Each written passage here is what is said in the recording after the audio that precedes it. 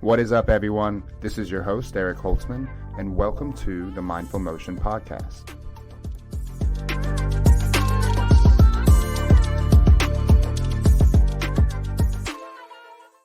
What is up, everybody? I'm here with my friend and colleague, Dominick Nusdeu.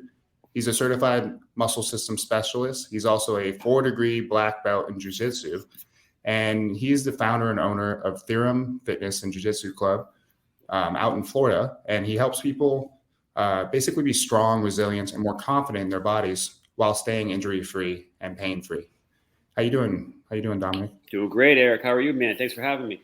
I'm doing good, man. End of the week. I'm happy for the weekend to be around the corner. Awesome. We just talked real briefly in the waiting room here about what a 4-degree black belt is. Could you just kind of reiterate what that was? Because I actually never knew this.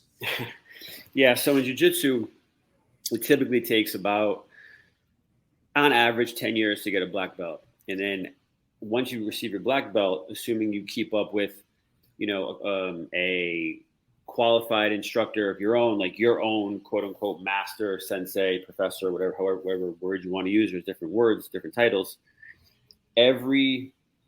So at the beginning, the first stripe is you get 3 years as a black belt, you get your first stripe. Then another 3 years, you get your second stripe. Then another 3 years, you get your third stripe. And then another 5, you get your fourth, and then so on and so forth. So the stripes are dependent on how long you've actually been a black belt. So I've been a black belt since 2008. So if you do the math, that's how I got to 4th degree black belt. Okay, gotcha. Yeah, I never knew that. So it's like a nice thing to shed some light on. All right, cool. So let's dive into a little bit about your background, how you got into the fitness industry, and how you became the professional you are now. Awesome. Yeah. So out of high school, I actually thought I was going to be an accountant, which is very ironic because I actually hate math. But I had this cool teacher in high school, and I was like, accounting seems like a good job. Let me try that. So I went to college. My first year, you had to take some prerequisites to go into the accounting department. So it was microeconomics. And after that, I was like, this is a nightmare. Like, this is not for me. So I was working out at this World Gym near my house, and I've always played sports as a kid. I was always an athlete. So, I was always into sports and that kind of stuff. So I'm in the gym, and I see these two guys who go to my college, and they're trainers. And I was like, So I go to them. I was like, hey, what did you guys do in school to do this job? And they're like, oh, exercise science, blah, blah, blah. So I was like, oh, that's kind of cool. And then literally next day, changed my major to exercise science. And 20 plus years later, here we are. That's actually more than that. Was it 2000? Yeah, 20 plus years, I think. Yeah, since I was 18. So yeah, it's a long time to be in this industry. Most people do not last. Since 1996. So whatever that math is, that's how long I've been doing this. I was 5 years old. Yeah, I know. I'm getting old, man. I'm getting old. What would you credit your ability to last and survive in this industry for that long? Like, what was the thing that kept you going? Honestly, it's the only thing I like to do. Like the exercise piece and the martial art piece, those have been my two passions since, 18, 22 years old. That's all I've done. Literally my whole life. I've never had another job. Like, that's it. I mean, that's not true. When I was high school, worked coffee shop here and there. But other than that, a real job, this is the only job I've ever really had, only profession. And I just I've always been into solving problems. I love the problem solving aspect of it. And that's what kept me in it. If I just did, your generic stuff that most trainers do, I'd probably be bored to tears. But I like the problem solving, the people coming to me with real problems and making a difference in their life. That's always intrigued me. And I think that's also why I love jiu-jitsu so much, because it's basically the same thing. You're solving a physical problem of an opponent trying to essentially kill you. So there's a physical chess match. And I think that's why I also gravitate towards jiu-jitsu. So they're very similar in that regard. Yeah, that's so it sounds like you're you're essentially was no other option in your mind. It was like, I'm going to make this work no matter what. And you just kind of figured it out along the way. That's absolutely it. There was no plan B. There was nothing else I liked. I started studying, I found, RTS really early. A place I worked in like 1997, got me into Tom Purvis stuff, RTS stuff. And ever since then, literally, I got lucky at the beginning. And I just always kind of had really good mentors and programs that I kind of, followed, and away we go. Yeah. So in your words, everyone's got a different definition for what exercise is. What would you define it as? Like, what makes up an exercise in your mind? The easiest definition that I think is the most accurate. Now, some people argue about this. I've actually had arguments with people in the jiu-jitsu world saying that jiu-jitsu is not exercise. And they're like, what do you mean it is? For me personally, exercise is what you do to prepare for an activity of some kind. So meaning, if I want to create a certain physiologic change or some sort of specific goal, I use exercise for that. In my head, in my mind, playing a sport is not exercise. I use exercise to prepare to play that sport, or I play that sport to acquire that skill. Now, again, some people argue that, but that's, to me, what exercise is. Sure. So the funny thing is that a lot of people don't even think like preparing for life, right? Like everyone's always talking about sports and activities, but I know that sometimes we got to prepare people just to do their daily living stuff. You find that to be kind of prevalent amongst people you work with? Absolutely. It's very interesting, the amount of people that can't do things that we take for granted every day, bending over, picking things up, the classic example, playing with your grandkids, right? I mean, throwing the ball in the backyard because they have shoulder problems, things that you don't even think about. People that have real problems cannot do. And right. Everyone's focused on a sport or, some sort of lifting goal, but really just being able to live life, you need exercises to help them do that. So that, again, that's what I think exercise is, right? It prepares you for something. You want to create a specific physiologic change. And again, that's why when people tell me they do jiu-jitsu for exercise, I get a ton of people like that. And in their head, that's fine, because they just mean I want to move and burn calories. Mm-hmm. And if that's what exercise is for you, that's cool. But I don't think you're coming to jiu-jitsu trying to get a specific physiologic change and doing the things necessary. You just say, I want to run, I want to, roll around, wrestle around, sweat, burn some calories, and that's my exercise. And that's fine. But to me, that's not. I do jiu-jitsu to acquire a skill of learning how to kill somebody. you know what I mean? That's jiu-jitsu for me. My exercise prepares me to be able to do that for a lifetime. So but yes, back to your original thing. Absolutely. Yes. People need exercises to do their daily life, of course. Well, since we're on the topic though, with jiu-jitsu, like, is there because this is a big part of your business, right? Is there a particular approach when it comes to fitness in a general sense that you take with jiu-jitsu athletes, or does it still have to be super custom tailored to everybody, or is it sort of a blend between general and customization? Great question. So I try to make everything as personal as humanly possible, but in a quote unquote class setting, there are basic movements and movement skills that are required to perform a lot of the techniques in jiu-jitsu. So from a general sense, I use that stuff a lot to prepare. So for example, if we're going to do a triangle choke, it's an easy example. If people don't know what a triangle choke is, basically you're choking somebody with your legs, kind of like in a figure four. Think of like a figure four leg lock if you're like old school WWF wrestling, right? But essentially, you're choking someone with your legs. In order to do that, your hips need to externally rotate, right? So for our warm up or for our preparation before that move, we'll get everyone externally rotating their hips, preparing their spine a certain way because they have to kind of rotate a certain way. So I view things like that instead of just throwing the technique out. I want to make sure that people actually have the prerequisites from a joint movement perspective. They can actually even get into the position. Otherwise, maybe that position is not for them. And there are some people that they just cannot rotate their hips like that. And what they're going to do is they're going to try to move their spine more. And that might lead to, again, more stress on the spine. It's unnecessary because you have someone actually on top of you trying to actually fold you up to defend. So it gets a little dicey. So that's how I use general exercise, general but specific for that move, but not necessarily so much for that person. It's just that they can't do it, then that move might not be for them. Right. Yeah. I can imagine that there's a lot of nuances into what each person's going to be decent at doing within the jiu-jitsu space, right? And different types of moves are going to fit different types of body structures and whatnot. But yeah, that makes sense. You're using your mechanics brain to apply it to some of the things that you have to do in those sessions.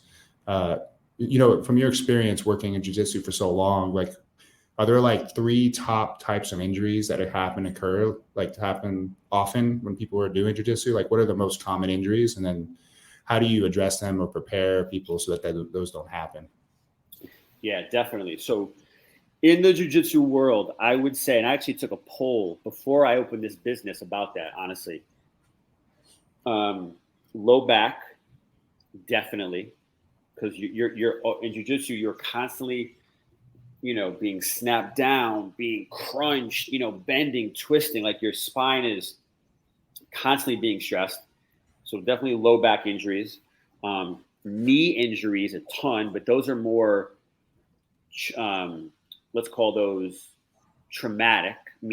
Those are more maybe direct contact injuries, right? The spine is more of a, how can I say, like an overuse, right, type thing. And the knee injury might be more like, got twisted, it got hit the wrong way, something popped, right? So definitely knees. And then the third one, it depends. A lot of shoulders, right? Because you're getting a lot of shoulder locks and arm bar stuff. People are popping elbows, shoulders. And a lot of people have neck stuff because again, you're getting your neck cranked on, etc. But I'd probably say definitely. Oh, you know what though? It's funny, hips as well. But hips are more like, again, over like, because now that I'm thinking about it, right? Hips are more kind of overuse though. So if I say injuries, definitely low back, knees, let's say shoulders. Boom, right there. Yeah, it seems like everything really, except you are battling with someone, which is supposed to be for life or death in some ways. So I guess it's going to be whatever happens in the session. I'm sure it's all over the map, right? It definitely. But if I had to pick one, I would say low back. I think that's the most stress thing, and probably the thing most people complain about. Yeah, and that kind of just is the case even just on the day-to-day for normal people too. It seems like just an area that just gets beat up for good reasons. Switching gears for a second, like kind of thinking about the normal, like Joe Schmo, just kind of train, get into the exercise world, into the fitness industry. From your experience, what kinds of challenges do people face when entering into the fitness space, maybe not being experienced, sort of new to it? Just want to get a little stronger, get a little leaner, nothing major with their goals, but they're just starting to get their feet wet, so to speak. Are you talking about the consumer or the professional? Yeah, consumer. The consumer. So I'm sorry, ask the question again. I thought you were talking about the professional. Oh, yeah. I'm just, from your experience, like what kinds of challenges does the consumer face when they enter into the fitness space, being an inexperienced person, trying to learn how to exercise, I got it. So you're talking about, if they don't have any help, right? They're just kind of walking into a gym, that kind of thing? Yeah, maybe without help and maybe even with the normal traditional training model. Got it. Yeah. So probably the biggest thing is things are not personalized for them, right? They look up a magazine, or they look on Instagram or somewhere, and they see an exercise and they automatically see this person doing it. So they think it's good for them. And so then they go and they try it. It might work. It might not work. They might hurt themselves.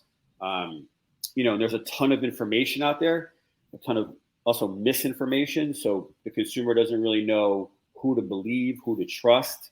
And I think also too, you walk into a gym by yourself, you don't know how to use a machine. People just sit down and go. They don't understand the nuances of where to sit, how to set it up, different angles, different, et cetera.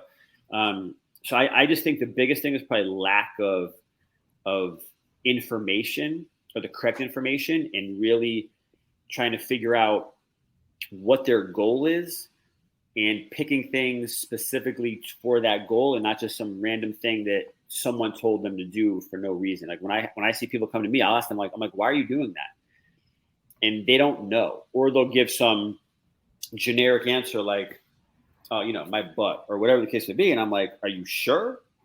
That's not really happening there. So I think the biggest thing is probably misinformation, or, inaccurate information. And again, the consumer doesn't know because that's not their profession. So they're trusting other people. And, that's a whole different conversation about, a million Instagram trainers and, their education.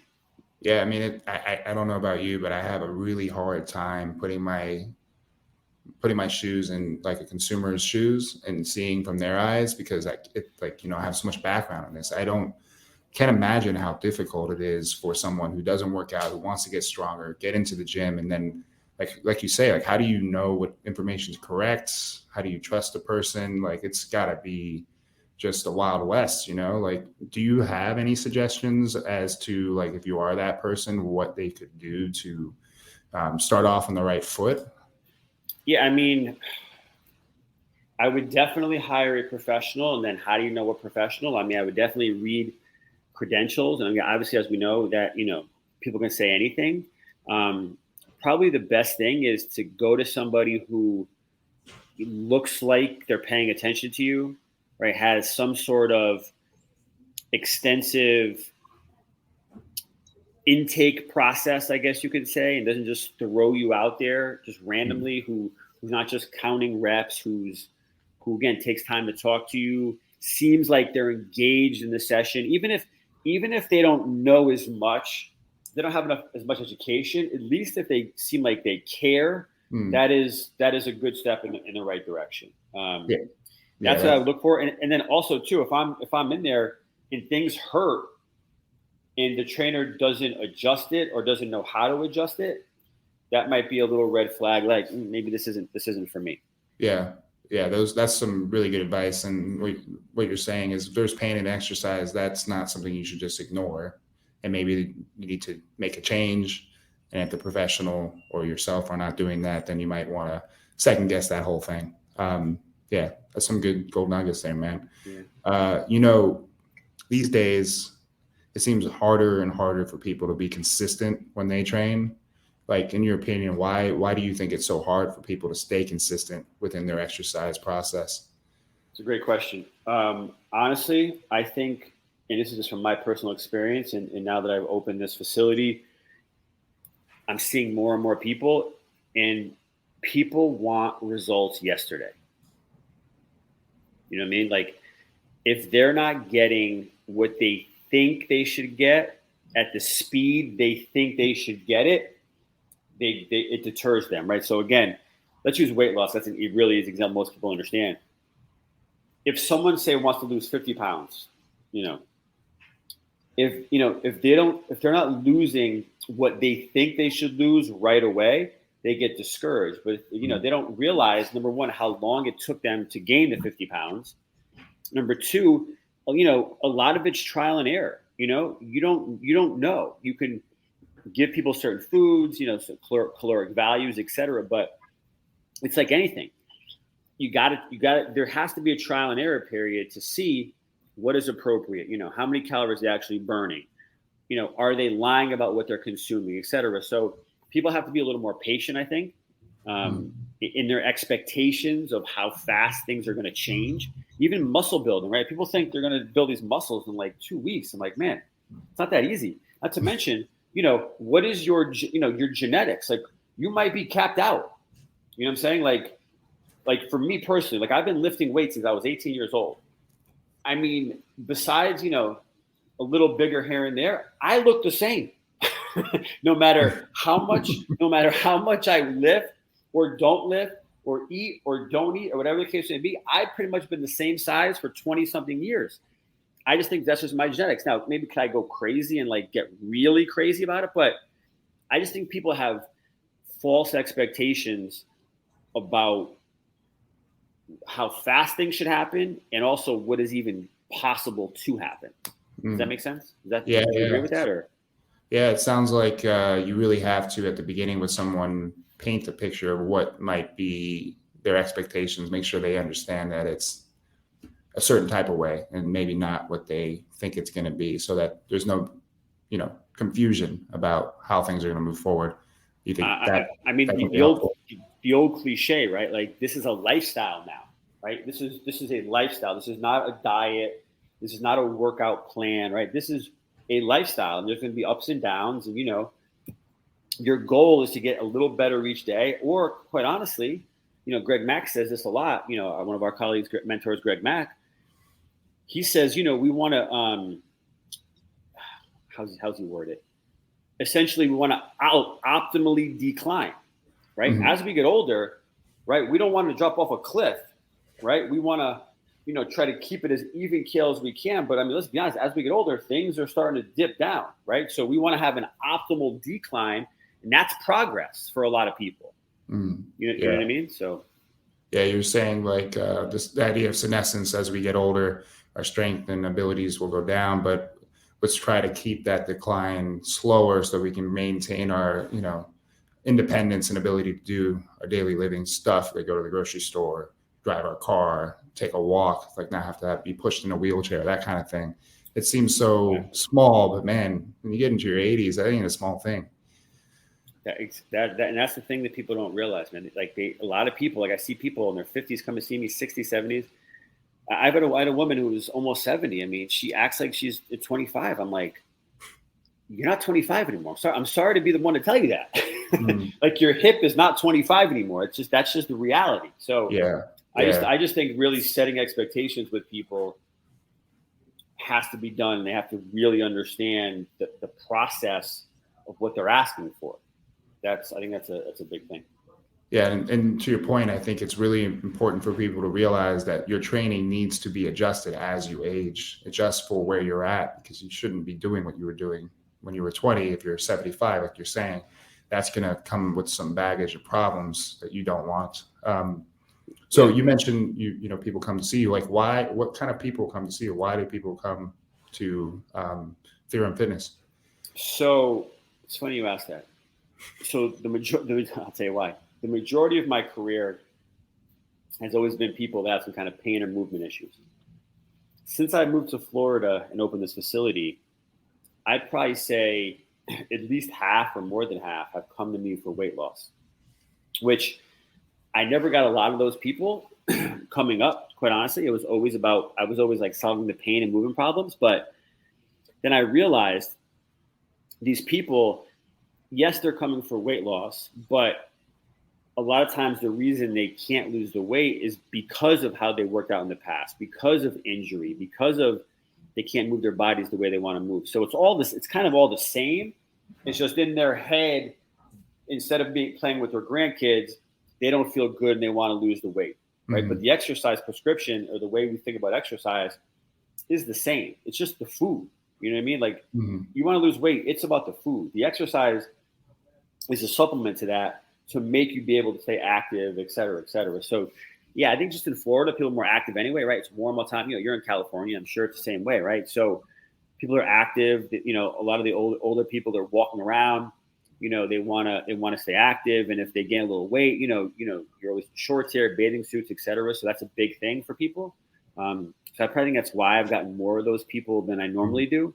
But they come in with the same problems. I mean, it's just their goal is just a little different. Yeah, you're marrying these two worlds together. Let's lose weight, look good, but also let's not kill your joints and be able to continue and sustain the progress, because that is like a pitfall in the boot camp style training. Like, just kill yourself and then you got to rest for a week, and then that can't sustain that. That doesn't lead to the results people want.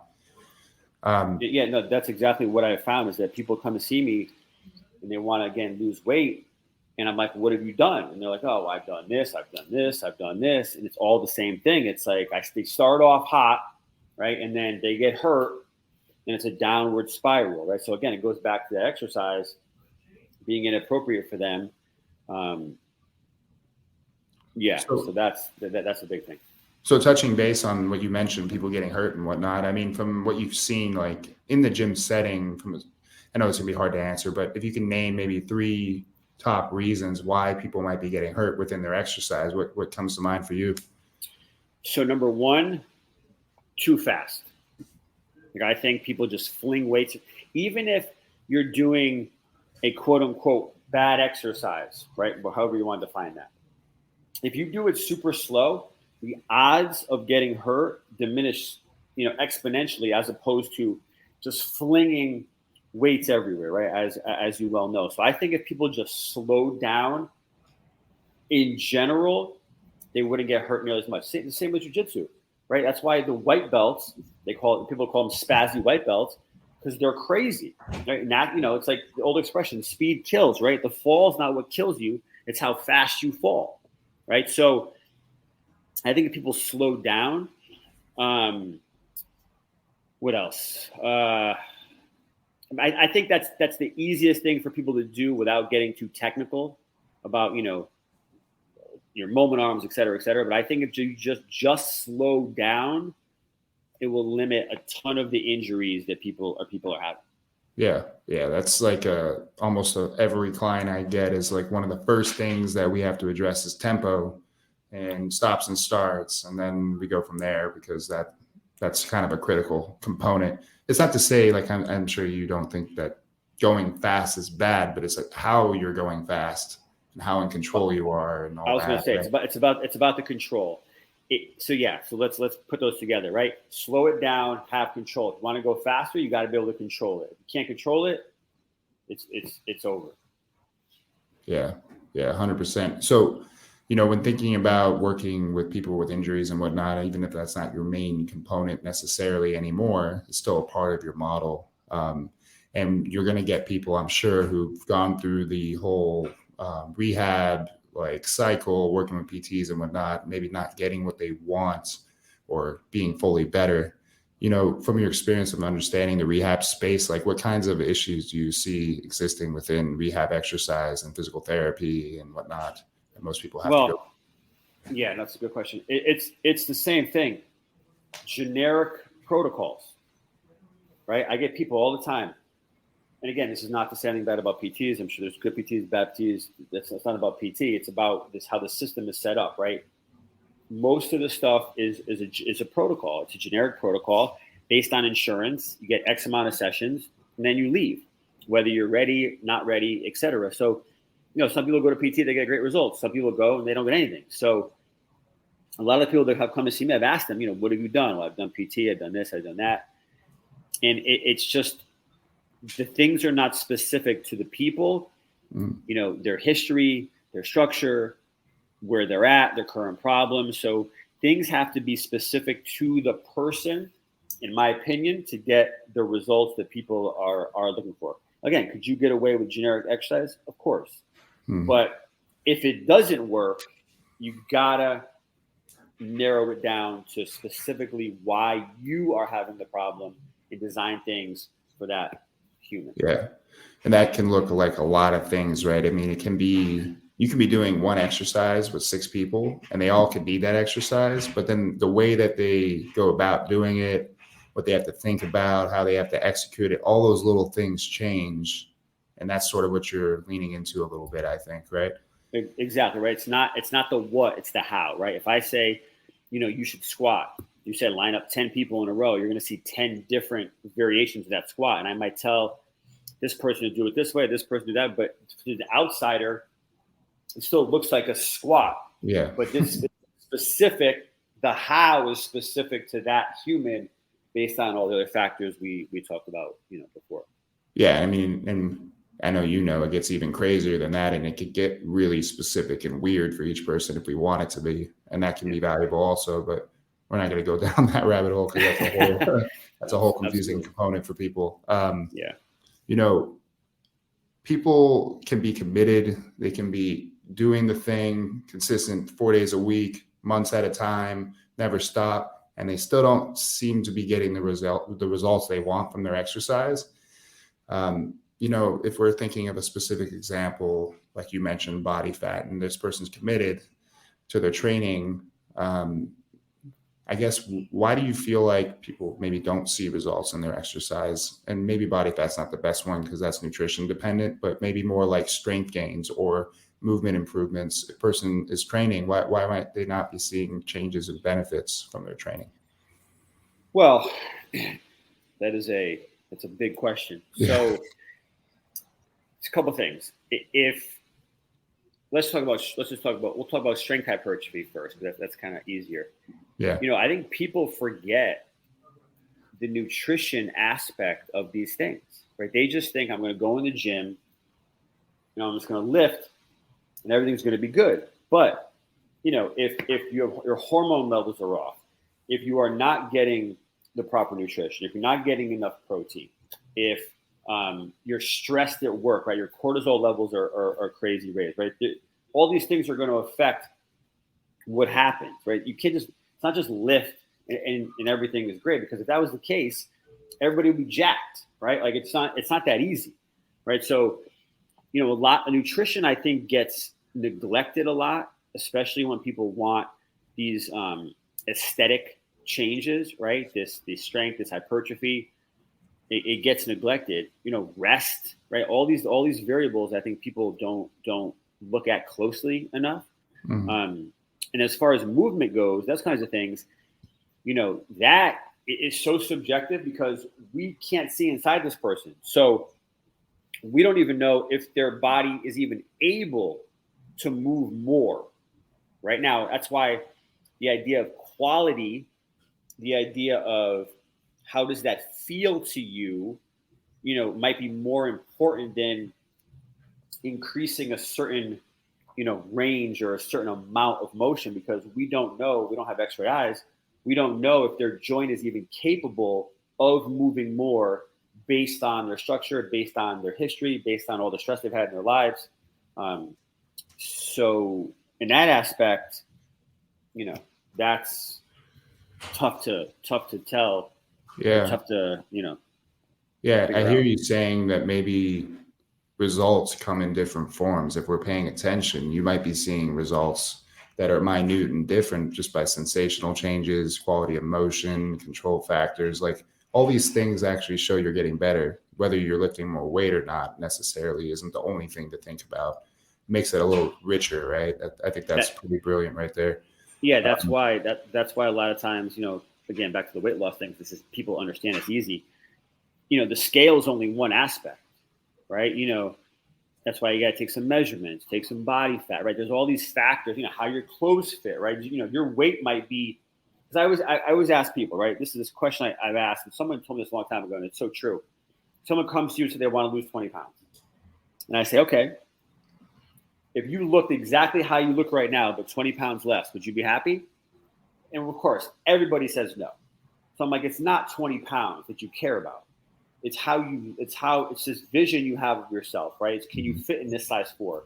Can you do this? Can you do that? So I think, again, back to there's a lot of success in things that aren't exactly black and white, right? Like it's not just, I lost, I'm not successful if I didn't lose 20 pounds. I only lost 5. Yeah, but you lost 2 inches and you fit in your clothes better, right? So, but I think the biggest thing with the motion, I think that is true. I think if you feel better, if the sensation is different, that is improvement, because you might not ever get more. Like that just might be your joint at this time in your life.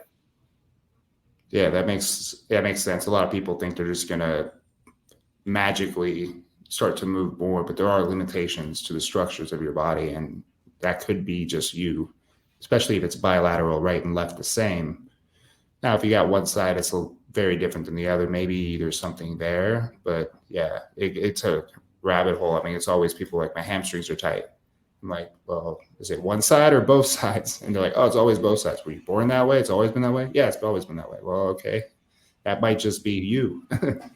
I know. And people have a hard time grasping that concept. They're like, this might just be your reality. Like, this is, I don't know. This is it. Again, if you're born with a certain, pelvis this way or this way or this way, your range of motion is going to look different. Like that's just the way it is. Yeah. I mean, and I don't know. I can't see inside you, so I don't know. But all I know is this is what it is.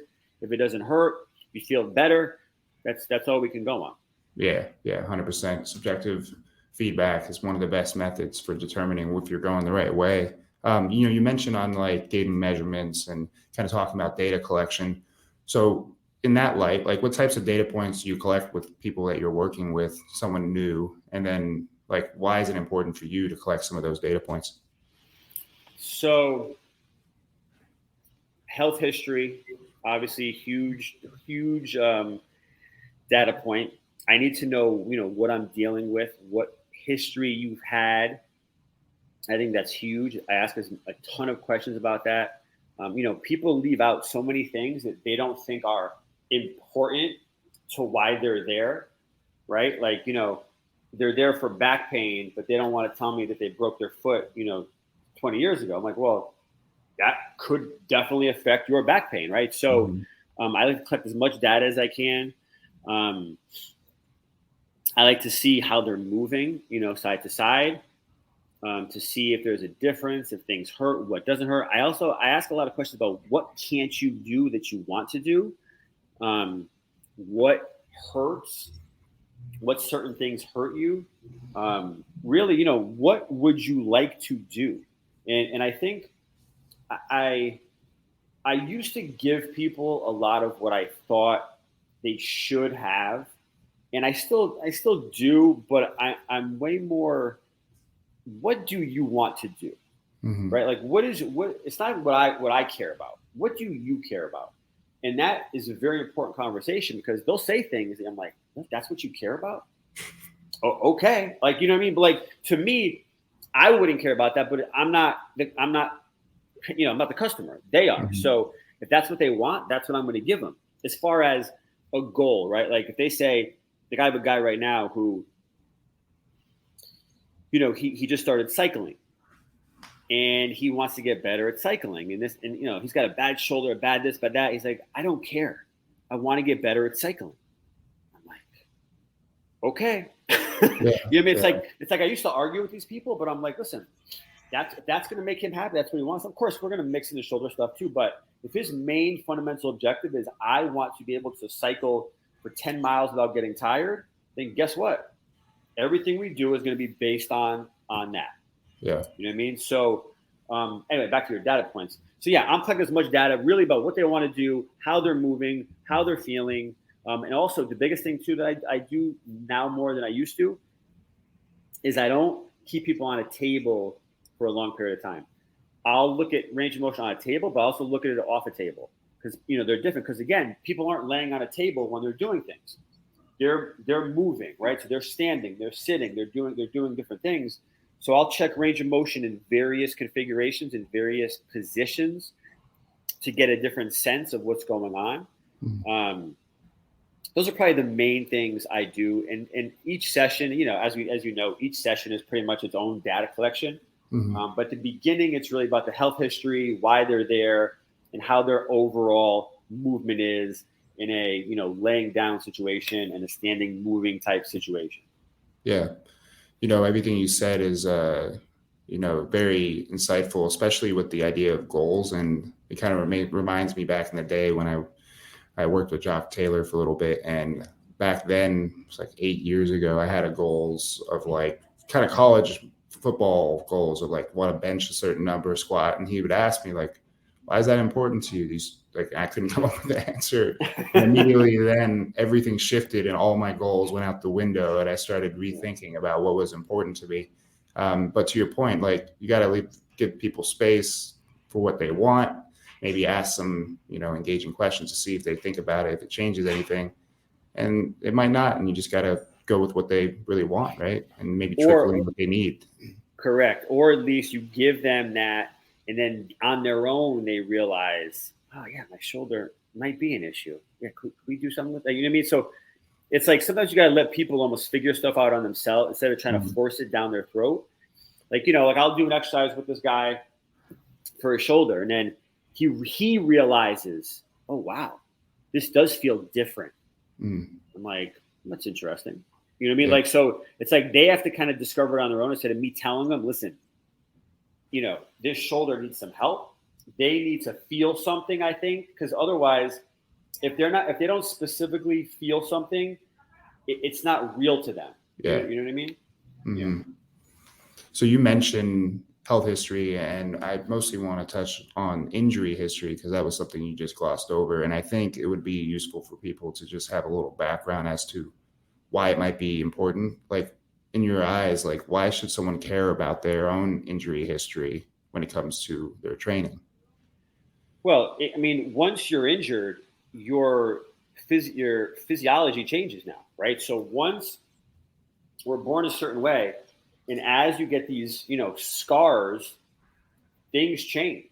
You know what I mean? Like if your ankle is not moving the way it used to move, you might have to put a little weight on one side compared to the other. That might put more stress in the knee, more stress in the hip, up the back, up the whole chain, right? This whole idea. So everything matters. Like I tore my pec fighting in like 2007. And there's like a little hole in it. I mean, it's not like a big hole, but there's a little divot. And when I lift or I do jujitsu, like this elbow, this pec, it's you know, I feel myself kind of doing stuff like that when I'm lifting. So it affects, you know, a lot of stuff I do. You know, my arms, I don't know if you can see it. My arms don't even, no, it's blurry. My arms don't even straighten out anymore from jujitsu. That also affects, you know, shoulders, chest, right? So if I can't press as much, it's not so much my chest muscles are weak per se. It's like my elbow muscles cannot support that. So I have to compensate in other ways. And I don't want to do that. But my point is, it affects everything, right? So if I come in and say my shoulder hurts, you know, maybe it's because my elbows don't straighten out. Or if I say my knee hurts, maybe it's because I twisted my ankle back in the day and I had to put more stress on one side, which in turn, you know, put more stress on that knee, et cetera, et cetera. So the short answer, is once we have an injury, it affects the rest of the system affects the rest of the system in general. Yeah. So everything counts, basically. It's an accumulation of your battle scars in your life. It all counts. Yeah, I mean, and I'm sure you've done this too, is you can clearly see that with some of the things we do. We can test for strength in the body manually with our hands, and we can take an injury and we can place stress through that injury, and it will just weaken parts of the body in such weird ways that don't seem so obvious. And if it's happening in a controlled setting lying down, it's probably happening in the gym in some way or form. So it's definitely like a powerful thing. And it's funny, people just forget about their injuries. They don't even remember half the time. You have to almost like coach them through it and think about it. And it's just sort of a forgotten, really important piece of information. No, absolutely. Like you get people all the time and they'll say something like, you know, you find a quote unquote weakness in, let's say, their right knee. They're like, well, my left knee hurts. I'm like, maybe, and again, who knows? Maybe your left knee hurts because your right knee is so weak that your left knee is a left knee and a right knee. You know, this is a generic example, but people have these things like, wait a minute, why is that weak, but this hurts? Again, pain is a sensation. You know, we have that whole rabbit hole, but people don't realize that everything is linked together, right? We are one big system with a ton of subsystems, and everything counts. Everything works together. And, you know, just because you have pain in one area does not mean there is a problem in that area. Just like if you have a herniated disc, it doesn't automatically mean you will have pain in your back, right? There are people that have 0 herniated discs and have a ton of pain in the back. There are people who have multiple herniated discs and have no pain in their back. So, you know, the old expression, you are not your MRI, I find more and more true on a daily basis. Yeah. And there's plenty of cited research articles supporting that statement. It's a very common phenomenon because, it manifests in a lot of different ways. So while we're on this, topic of pain, when you're in a session and you have a client tell you something hurts and it's more of an acute thing, like not something that's normally happened for them, what might you do in that circumstance? So the first thing I do is I change the range of motion, or I change the configuration. So let's say, easy idea, you say you're doing exercise where, you're bending your elbow. It hurts at the end. Okay. If you just bend 5 degrees less, does that hurt? Mm-hmm. Yeah. Okay. 10 degrees less, that hurt? No. Okay. So it only hurts in this 10-degree range. Yes. Okay. Let's try to get that 10 degrees better somehow, right? Or so it has less pain. So that's the first, that's my go-to of let's limit the range of motion and see if that changes anything. Mm-hmm. And then once we figure out, okay, well, it's not this full motion, it's only part of the motion, but it's only this segment of the motion that hurts. Why is that? I don't know. Let's play with some stuff and figure it out. Mm-hmm. That's usually my go-to is I limit the range, or I will change a position, meaning this gets a little more technical, but mm-hmm. Here we are. So if let's say hip abduction hurts, and no matter what part of the range it hurts, they'll say, okay, maybe I'll internally rotate the hip and do the same abduction. Does that hurt? Oh, that feels good. Interesting. Externally rotate. How's that feel? That hurts too. Okay, so internal doesn't hurt. There are two to hurt. But then I start to just troubleshoot kind of stuff like that, and just see if I add a different plane into the motion. Does that change? Because that might change, how mm-hmm. the bones are moving inside, et cetera. Maybe something's not rubbing on something. I don't know. And I'll play with stuff that way. Those are kind of my go-tos if someone says they have pain, or if this hurts overall, I just won't do it and go to something else, and then come back to it later and think about what possibly, because also again the session, they're paying for the session, so it's not just they want to quote unquote work out, right? So I can't sit there for an hour and be like, oh, what's this one thing? Let's make a note, move on, do something else doesn't hurt, and then come back to another time when I have more time to kind of think about it and process it and go from there. Yeah, and I'm sure you see this too, because as soon as I started realizing that you can modify the ranges, work around the pain, and it's so crazy. You start doing that, you start conditioning it, you stay away from the pain, it starts to go away and almost completely goes away most of the time, unless there's something seriously going on. But if it's not like a physical material issue, most of the time that stuff starts to work out. But I think how I used to be was, I want to hit these grand slams, right? I got to fix this pain. And what I realized is, listen, this is going to take time, and I'm not going to waste their time trying to be this fixer. Let's do things that don't hurt you. And then slowly, like I said, as we go, and then come back next time, hey, let's do the same position again. Then miraculous, sometimes, yeah, you're right. It doesn't hurt anymore. You're like, but we didn't do anything. Well, we did. We just did other things, and that made it feel better. How that happened, can I tell you 100%? No idea. I don't care, though. Does that feel good to you? Feels good. Let's move on. You know what I mean? That was like Tom's thing. It was always confusing when you first start the class. An RTS, resistance training specialist, he would just say, you got to do what people can tolerate and what they can own. And it's at first you're like, okay, that seems obvious, but this is what we're talking about. Is if you have pain in some specific position, you're not tolerating it very well. Let's do what you can do.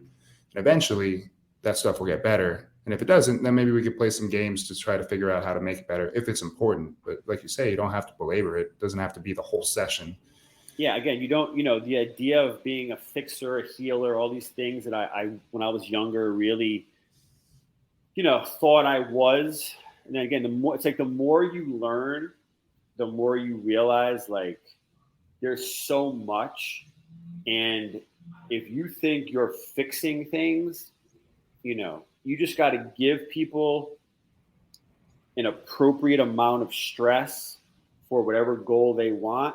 And if they feel good, that's the body's way of being that's good. The old sun, Tom always talk about this sunburn, right? I use that analogy a lot of times with my clients. You might go in the sun for 2 hours and you get tan, golden brown, beautiful. You go in the sun for 3 hours, burnt to a crisp.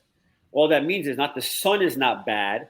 It's the fact that your body cannot handle 3 hours if somebody can handle 2 hours. So only go 2 hours until you can move it up and, quote unquote, micro progress it up the chain, that kind of thing.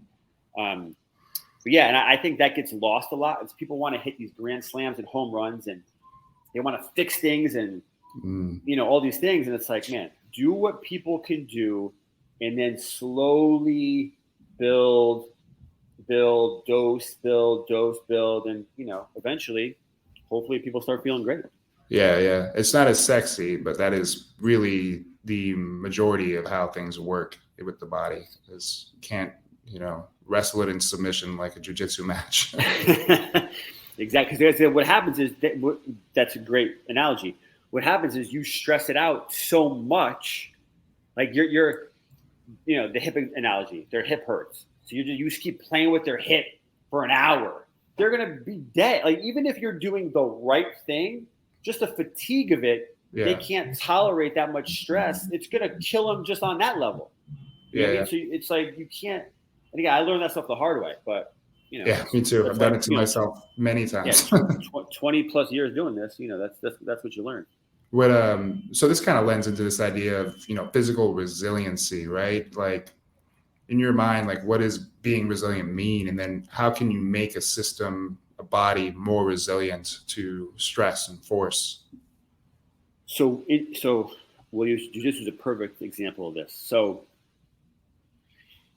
I teach a beginner's course. And the reason I do that is I found a huge hole in the jiu-jitsu community. Most schools, again, not all, most, you're a new student, they might have a white belt class, and that's fine. But most students get thrown in with the wolves, and it's like feast or famine. The tough ones will stick it out, getting smashed every day, sore every day, and they'll stick it out. That's kind of how I came up. The other ones are going to quit. They're going to leave. That's why most schools you see are all white and blue belts. Blue belt's second belt. It's all beginners because there's a 90% attrition rate between white and blue belt. So that basically means that 10% of people get to the second belt in jiu-jitsu because of this. I'm getting to a point, trust me. They're put into a situation they cannot tolerate.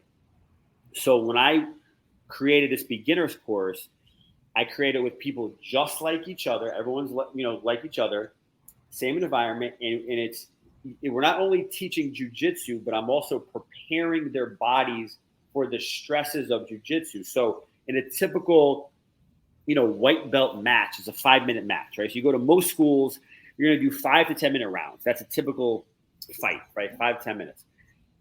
But these guys can't tolerate 30 seconds, right? So my beginner's course, like literally rounds are 30 seconds to a minute. And sometimes that's too much. And I could tell by, how they respond, cut it out, next time do less. Again, same analogy, kind of like the sunburn. So to build the resilience, you start from the bottom and you slowly, again, using Tom Purvis' word, micro progress up. And again, you're right. It's not sexy. People are like, I want to fight. Why only fighting for 30 seconds? That's all your body can handle. Yeah. Because if we don't do that, you're going to come in the next day. You're going to feel like you're going to look like you're dead. You're going to be sore as hell. You're not going to show back up. So not only from a business model is it stupid, but just from a physical, stress model, it's stupid. So I think, in order to build resilience, it's just the same idea. You dose appropriately, little by little, and then they get better and better and better and better. And that's how eventually you build the resistance to quote unquote fatigue, or the resistance to whatever word you want to use. But that's how I think about it, especially in the jiu-jitsu setting.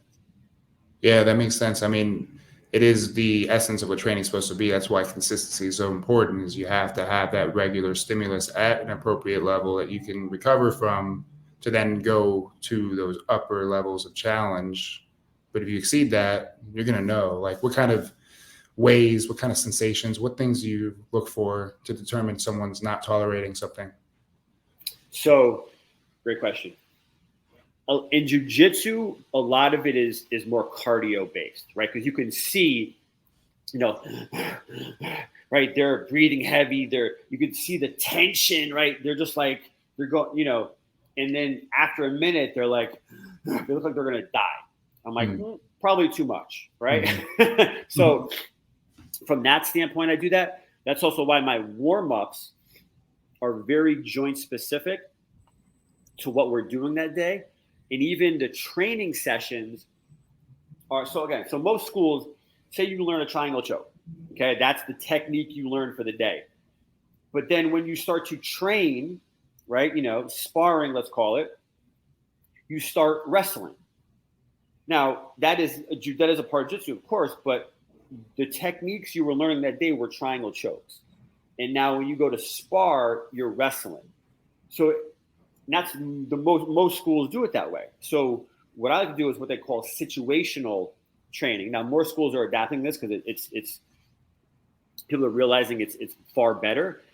Where if we train triangle chokes that day, we're going to train in a position where you're either defending or going for the triangle choke, but with more resistance, right? So we are training the things that essentially our bodies have been prepared, warmed up, and now we're putting a little more stress into the system instead of doing something and now doing a completely different thing that we were not prepared for.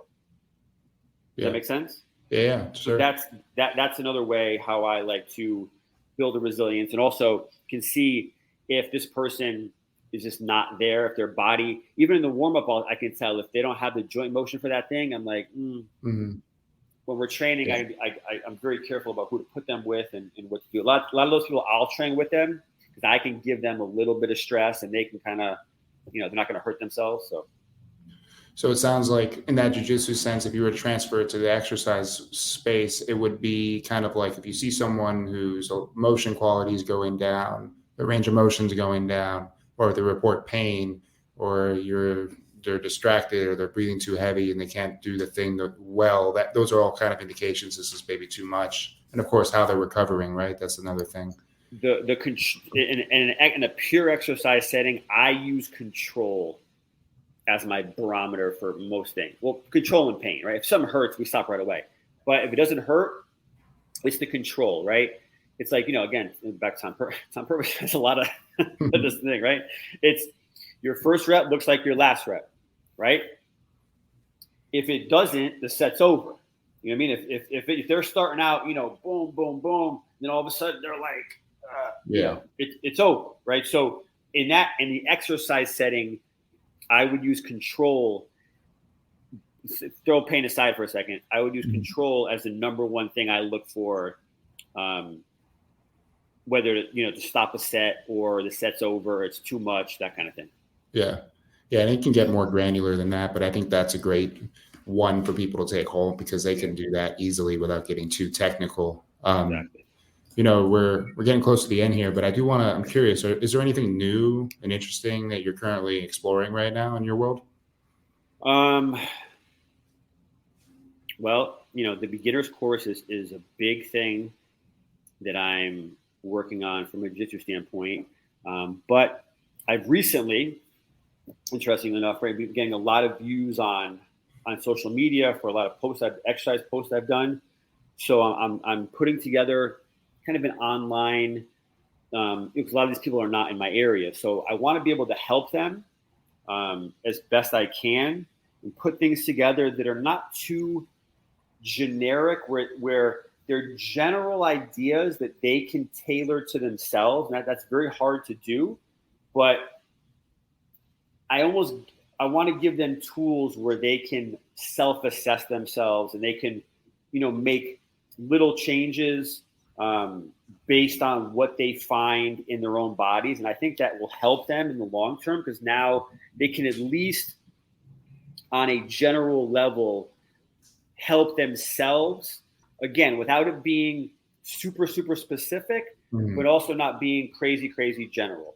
They can be their own advocate for their own bodies. And also what I found, honestly, is a lot of people online, they just need to move, right? And if I give them specific movements that the joints do, no matter who you are, this is what a shoulder does this, a hip does this, et cetera, et cetera. Assuming, again, there's no abnormalities, et cetera. But again, it's online, so you can't be that crazy.